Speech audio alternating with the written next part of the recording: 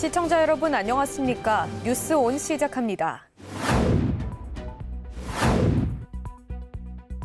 광주 전남 지역사회가 이재명 대통령 취임과 새 정부 출범을 축하했습니다.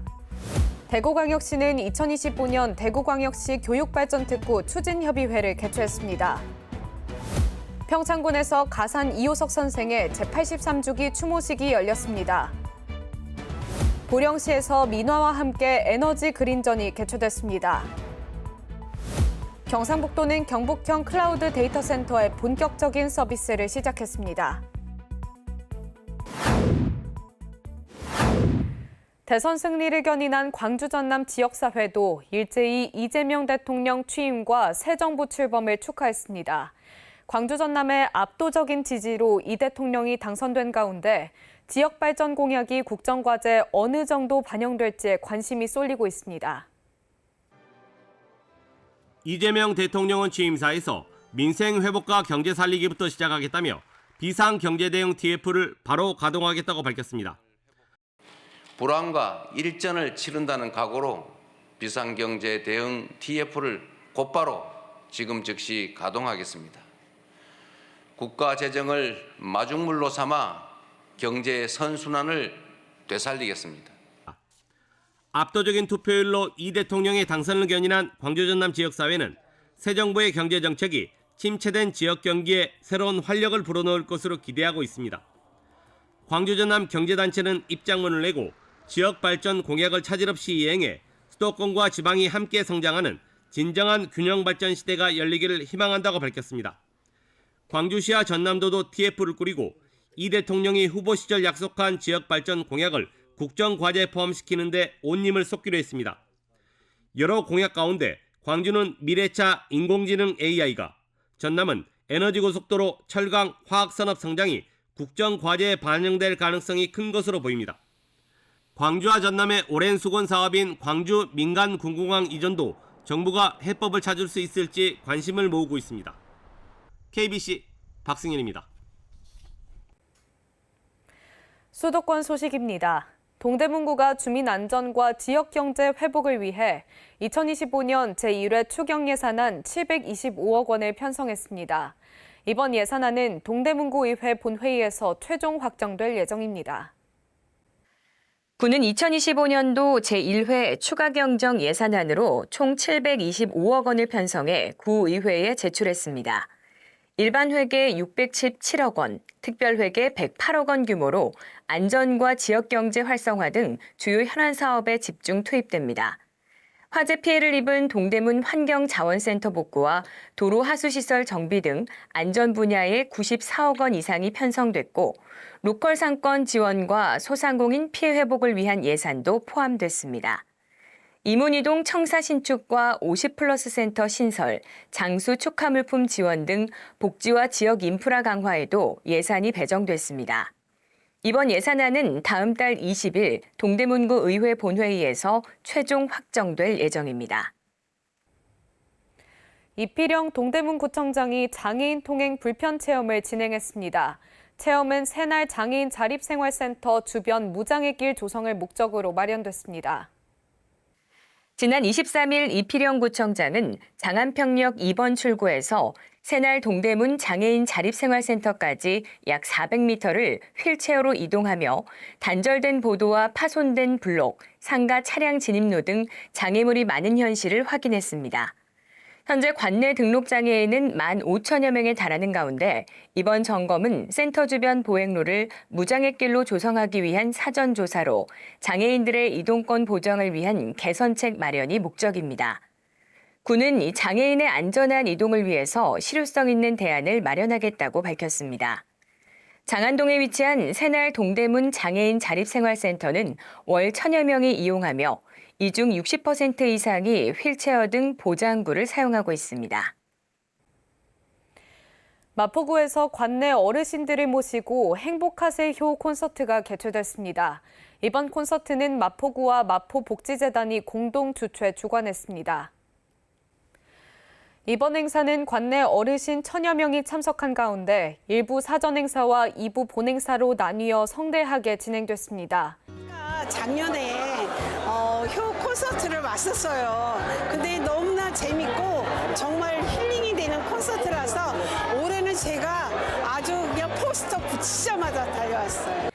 행사 일부에서는 노인성 질환 예방을 위한 교육과 노래자랑 무대가 펼쳐졌으며 무대에 오른 어르신들은 객석을 향해 박수와 환호로 가득 찼습니다. 행사 2부에서는 진성, 진미령, 김성환 등 가수들이 출연해 축하 공연을 펼쳤으며 가수들은 어르신들과 따뜻한 교감을 이어가며 진심 어린 존경과 사랑을 전했습니다. 마포구는 전통시장 빈 점포에 입점을 희망하는 청년 상인을 모집했습니다. 구는 청년의 사회 진출을 촉진하고 전통시장에 활력을 불어넣을 계획입니다. 사업은 청년들이 전통시장에서 본인만의 아이템을 활용하며 실전 경험을 해볼 수 있는 기회를 제공해 사회생활의 생존율을 제고하는 데 초점을 뒀습니다. 이번 사업은 전통시장에서 장사를 희망하는 청년 상인들에게 마포 농수산물시장 내 공실 매장을 대상으로 임대료와 가게 환경 개선을 지원합니다. 마포구는 청년 상인 전통시장 한 달살이 사업을 통해 청년들의 사회 진출 기회를 높이고 전통시장에는 활력을 불어넣을 예정입니다. 중랑구는 함께 키움 발표회를 개최했습니다. 이번 발표회는 지역 내 6개소 우리 동네 키움센터가 공동으로 주최했습니다. 우리 동네 키움센터는 2020년부터 운영해온 방과 후 돌봄기관으로 초등학생 자녀 양육 가구의 돌봄 부담을 줄이고 일과 가정의 양립을 돕기 위해 설립됐습니다. 이번 발표회에서는 150여 명의 아동이 방과 후 프로그램에서 익힌 악기 연주, 방송 댄스, 가죽공예, 캘리그라피 등을 선보였습니다. 다음으로 광역시 소식입니다. 대구광역시는 지역인재 양성과 지역 정주 기반 강화를 위해 2025년 대구광역시 교육발전특구 추진협의회를 개최했습니다. 협의회는 교육청, 대학 등 관계기관이 참석했습니다. 교육발전특구는 지역 발전을 위해 지역의 교육혁신, 지역 인재 양성 및 정주를 종합적으로 지원하는 체제를 구축하기 위한 정책입니다. 대구시와 교육청은 매년 200억 원 규모의 교육부 특별교부금을 지원받으며 지역 특성에 맞는 특례를 제안해 특별법안에 반영함으로써 관련 규제를 완화하는 혜택도 받을 수 있습니다. 이번 협의회에서는 사업 방향과 그동안의 사업 운영성, 우수 사례를 공유하고 교육발전특구 정식 지정을 위한 공감대 형성과 협력을 다짐했습니다. 대전시가 대한민국 대표 리얼 야구 예능 프로그램 불꽃야구를 대전에 유치했습니다. 시는 야구특별시로서의 위상을 더욱 굳건히 할 계획입니다. 대전시는 한밭 야구장의 대관 및 행정적 지원을 담당하고 스튜디오 시원은 방송 콘텐츠 제작과 대전시 홍보를 병행할 예정입니다. 프로그램은 은퇴한 선수들이 전국 고교, 대학, 독립야구 강팀과 맞붙는 컨셉으로 김성근 감독과 이대호, 니퍼트 등으로 구성된 불꽃 파이터즈가 매주 월요일 경기를 펼칩니다. 시는 이번 협약이 한밭 야구장의 효율적 활용은 물론 인기 예능 프로그램과의 결합을 통해 관광, 소비, 미디어 산업 등 분야에 파급 효과를 일으킬 것으로 기대하고 있습니다. 이어서 강원도 소식입니다. 횡성군이 2025년 제3회 농촌공간 정책심의회와 서부생활권 실무협의회를 열었습니다. 이 자리에서는 농촌협약사업 추진 경과와 향후 계획이 공유됐습니다. 이날 회의는 농림축산식품부와 체결한 서부생활권 농촌협약과 최근 선정된 동부생활권 사업을 중심으로 추진 상황을 설명하고 주민대표와 관계부서의 의견을 수렴하기 위해 마련됐습니다. 군은 이날 회의를 시작으로 생활권별로 구성된 추진위원회와 유관부서 간 협업을 강화하고 지속적인 정보 공유와 의견 수렴을 통해 주민 수요에 맞춘 맞춤형 지역 개발을 추진할 방침입니다. 한편 횡성군은 서부생활권은 2029년까지 행정복지센터 복합화, 문화복지센터 증축 등을 추진하고 동부생활권의 사업 내용과 규모는 농림축산식품부 자문과 컨설팅을 거쳐 연말 최종 확정할 예정입니다. 민주평화통일자문회의 평창군 협의회는 2025 찾아가는 청소년 통일교실을 개최했습니다. 교육에서는 학생들에게 북한의 현실에 대한 이해를 높였습니다. 이번 행사는 대화 중고등학교 학생과 교직원 등 150여 명이 참석한 가운데 북한 이탈 주민 출신 강사의 생생한 강연을 통해 북한의 현실과 평화 통일의 필요성에 대한 이해를 높였습니다. 찾아가는 청소년 통일교육은 민주평통 평창군 협의회가 매년 정기적으로 실시하는 대표 교육 프로그램으로 청소년 눈높이에 맞춘 강연과 콘텐츠 구성으로 꾸준히 높은 호응을 얻고 있습니다. 협의회는 앞으로도 청소년은 물론 국민을 대상으로 다양한 통일 공감 활동을 확대해 나갈 계획입니다. 소설 메밀꽃 필 무렵의 작가 가산 이효석 선생의 제83주기 추모식이 평창군에서 열렸습니다. 이 자리에는 지역 단체장, 주민 등 100여 명이 참석해 문학의 의미를 되새겼습니다. 이효석 문학선양회 주관으로 진행된 이번 추모식에는 박민호 이효석 문학재단 이사장, 유족 대표 이우연 씨를 비롯해 지역 기관 단체장, 문학인, 주민 등 100여 명이 참석해 선생을 기리고 문학의 의미를 되새겼습니다. 일부 공식 추모식은 국민의례와 분향, 헌화, 이효석 선생 양력 소개, 추모사, 작품 낭독 순으로 진행됐으며 봉평 초, 중, 고 학생들이 메밀꽃 필 무렵의 일부를 릴레이로 낭독하며 문학을 통한 세대 간 공감의 시간을 만들었습니다. 2부는 선생 부부의 유택에서 유언장 낭독과 헌화로 이어지며 고인의 문학 정신을 되새기는 엄숙한 분위기 속에서 마무리됐습니다. 계속해서 충청도 소식입니다. 충북도가 도청 내 연못과 정원을 정비해 도민과 직원 모두 머무를 수 있는 생태 휴식 공간을 조성했습니다. 도는 앞으로도 도심 생태 환경 개선에 힘쓸 계획입니다.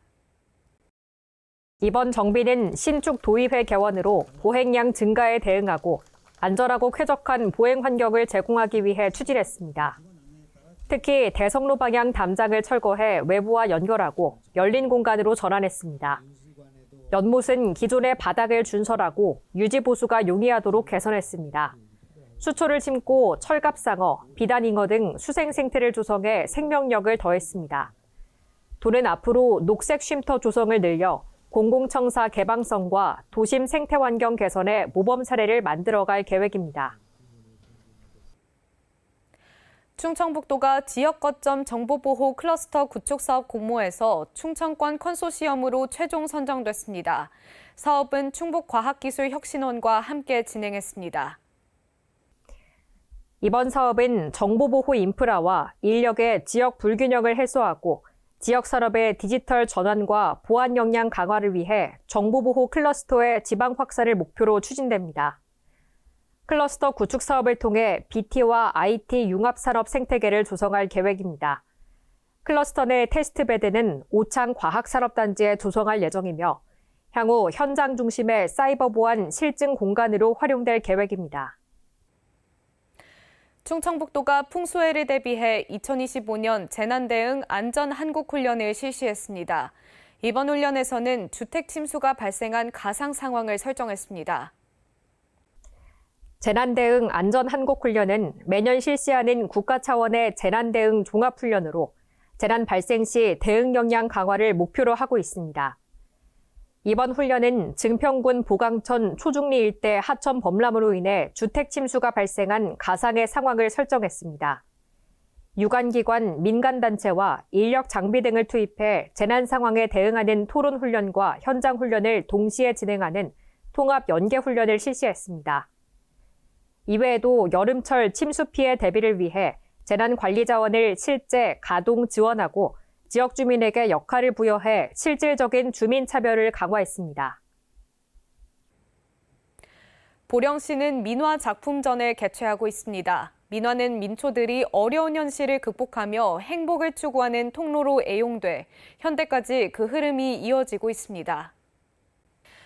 민화 작품전은 보령 시민들의 다양한 문제를 해결해주고 일상 속 소망들이 이뤄지도록 도와주며 행복민원실 내 열린 놀이방에서 개최되고 있습니다.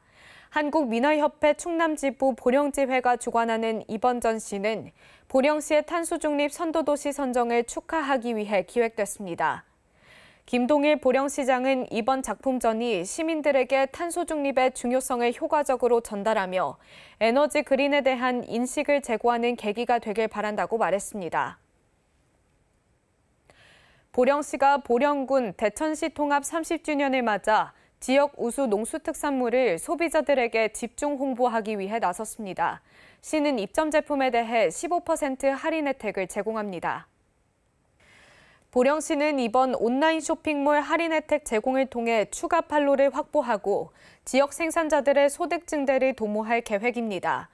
대상 품목은 쌀, 버섯, 건어물 등 120여 개로 보령이 자랑하는 다양한 특산품을 선보여 소비자들의 접근성을 확대할 예정입니다. 보령시 관계자는 보령 농수특산물이 모든 소비자들에게 더욱 사랑받을 수 있도록 앞으로도 노력하겠다고 말했습니다. 다음으로 경상도 소식입니다. 경상북도는 민관협력 데이터센터 모델인 경북형 클라우드 데이터센터의 본격적인 서비스를 시작했습니다. 데이터센터는 총 6메가와트의 정보화 부하 용량과 10메가와트의 수전 용량을 갖췄습니다. 이번 데이터센터 개소는 탄소 배출 저감 및 에너지 효율성 향상을 위한 친환경 설계 기술을 적용한 점이 주목됩니다. 지역 정보화 시스템을 안전하게 통합, 저장, 관리할 수 있는 기반이 마련됨으로써 앞으로 디지털 지방정보 실현을 위한 클라우드 기반 시설로서의 역할을 기대하고 있습니다. 경북도는 클라우드 기반 디지털 전환을 강화하고 AI 빅데이터 생태계 조성, 지역산업 육성을 전략적으로 추진해 디지털 경제 대전환을 가속할 계획입니다. 국립영천호국원이 충령당 제3관 건립공사를 마치고 준공식을 가졌습니다. 해당 시설은 경북 지역 보훈 대상자들의 안장 서비스를 담당할 예정입니다. 제3충령당은 총 사업비 329억 원이 투입돼 지하 1층, 지상 3층, 봉안시설 2만 5천 기 규모로 조성됐습니다. 1층은 28개 영상참배실과 안장 행사를 위한 100석 규모의 강당 등이 갖춰졌고 2층에서 3층은 모두 봉안실로 구성됐습니다. 이에 따라 기존 5만 5천여 기와 함께 총 8만여 기의 안장 능력을 갖추고 경북 지역 보훈 대상자들의 안장 서비스를 담당하게 됩니다. 광주 전남 소식입니다. 광주 도시철도 2호선 2단계 북공판 입찰 과정에서 특혜가 있었다는 의혹이 나옵니다. 일부 업체만 납품할 수 있는 특허 제품으로 제한했기 때문인데요. 발주처인 광주 도시철도 건설본부는 관리 감독에 소홀한 것으로 드러났습니다. 광주 도시철도 2호선 2단계 공사 현장. 올해 초 공사 현장을 덮는 복공판 입찰이 진행됐습니다. 그런데 이 과정에서 일부 업체의 제품이 선정되도록 특혜가 있었다는 의혹이 일었습니다. 2단계 각 공구를 책임지는 시공사들은 무늬 H형 복공판과 중량 355kg을 조건으로 내건 것으로 확인됐습니다. 하지만 무늬 H형 복공판은 경기도 소재 업체가 디자인 특허를 출원한 제품입니다. 특허 문제로 다른 업체들은 구하기 어려운 자재인 셈입니다. 또 제조사마다 차이가 있는 제품 중량을 입찰 조건으로 못 박은 것도 사실상 입찰 제한 행위라는 지적이 나옵니다. H형 무늬 강제로 해라. 무게는 355kg로 해라. 이런 경우는 이게 제한 입찰이라고 그러거든요. 입찰을 할 때 제한을 두는 경우 이것은 불법이에요. 도시철도 2호선 1단계 구간에 복공판을 납품했던 광주 지역 업체들 사이에서는 원천 배제됐다는 불만이 나옵니다. 요즘같이 어려운 시국에 강조업체들이 할 수도 있는데 못하게 하고 광주 쪽은 그건 좀 불합리하고. 광주 도시철도 건설본부는 입찰 과정을 제대로 들여다보지 않은 것으로 확인됐습니다. 본부 측은 취재진에 보내온 답변서에서 시공사가 국가건설 기준과 시방서 기준에 적합하게 조건을 마련했을 것으로 판단된다고 설명했습니다. 또 복공판 입찰에 본부가 개입하는 것은 특혜 여지가 있다고 납득하기 어려운 해명을 내놨습니다. KBC 임경섭입니다. 전남도가 UN 국제기후회의인 COP33을 2028년 여수에 개최하는 것을 목표로 본격적인 유치전에 뛰어들었습니다. 개최 후보지인 여수에서 간담회를 열고 기후외교의 새 중심지로 도약하자는 데 함께 뜻을 모았습니다. 기후위기 대응을 위해 전 세계가 뜻을 모아 발표한 교토 오정서와 파리 기후협약. 두 선언문 모두 유엔 국제기후회의인 COP를 통해 발표되며 전 세계 도시 브랜드의 가치를 한층 높여주는 계기가 됐습니다. 전남도가 여수를 기후외교의 새 중심지로 도약시키기 위해 2028년 개최 예정인 COP33 유치를 추진합니다. 출범을 하게 되면은 새 정부 출범과 함께 대정부 홍보 활동, 범시민 유치 활동이 전개돼야 되는데 여기에 따른 예산도 어느 정도 확보가 돼야 되지 않냐 이런 생각이 좀 들고요. COP33은 대륙별 순회 원칙에 따라 2028년 아시아에서 열릴 차례여서 우리나라 개최가 유력한 상황입니다. 2주 동안 열리는 회의에는 200개 나라에서 각국 정상을 포함해 2만 명이 참석하고 경제적 파급 여건은 3천억 원이 넘을 것으로 예상됩니다. 전남도는 국가 위상 제고는 물론 지역 균형 발전과 동서화 모델을 제시한다는 구상을 앞세워 COP33 여수 유치에 공을 들이고 있습니다. COP33을 유치하기 위해서는 새로운 정부가 결정을 해야 되기 때문에 대단히 중요한 의미가 있고 오늘 이렇게 서로 협의를 하는 것도 새로운 전환점이 될 수 있는 중요한 자리라고 생각을 하고 전남도는 앞으로 국정과제 반영과 국가유치 의사표명, 여수 개최도시 확정을 목표로 유치 활동을 펼쳐나갈 계획입니다. KBC 박승현입니다. 특별자치도 소식입니다. 미국 알링턴 텍사스 주립대 학생들이 제주를 찾아 15분 도시 조성을 주제로 제주특별자치도와 협업 프로젝트를 진행합니다. 제주도는 미국 알링턴 텍사스 주립대 학생들이 제주를 찾아 15분 도시 조성을 주제로 협업 프로젝트를 진행한다고 밝혔습니다. UTA 서지원 교수와 재학생 10명이 방학 프로그램의 일환으로 제주를 찾았으며 도가 제시한 전농로 사람 중심도로 조성 사업 아이디어 발굴에 나섭니다. 학생들은 2개 그룹으로 나뉘어 전농로 현장을 직접 둘러보고 4일간 현장 학습과 그룹 프로젝트를 거쳐 다양한 아이디어를 도출할 계획입니다. 한편 제주도는 2022년부터 도민 누구나 거주지 가까운 곳에서 생활 편의를 누릴 수 있는 생활권 중심 도시 정책을 추진해 왔습니다. 15분 도시 제주 기본고상을 완성하고 4개 행복 생활권에서 시범 사업을 진행하고 있습니다.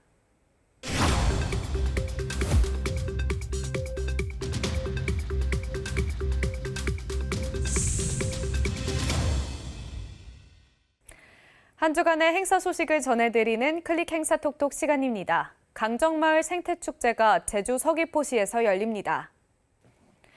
강정마을 생태축제는 생태체험과 아웃도어 프로그램으로 구성된 축제입니다. 이번에는 6월 13일부터 15일까지 열릴 예정인데요. 강정마을 생태축제는 일상 속 환경보호를 실천하고 생태보전의 중요성을 알리는 지속가능한 지역축제입니다. 365일 마르지 않는 강정천에서 캠핑을 즐길 수 있으며 은어낚시 같은 생태체험도 즐길 수 있다고 합니다. 제주에서 즐거운 시간 보내시길 바랍니다. 치매 예방을 위해 마인드 식사법이 효과적이라고 합니다. 마인드 식사법은 채소, 생선, 올리브오일을 위주로 식사해 만성질환 예방을 돕는 식사법인데요. 마인드는 지중해식 식단으로 알려지기도 했으며 고혈압 환자를 위해 개발된 식단이기도 합니다. 전문가들은 가공식품과 단순당 섭취를 줄이면서 식사하면 뇌 기능 저하를 막는 효과가 있다고 전했습니다. 이상으로 뉴스 마칩니다. 시청해주신 여러분 고맙습니다.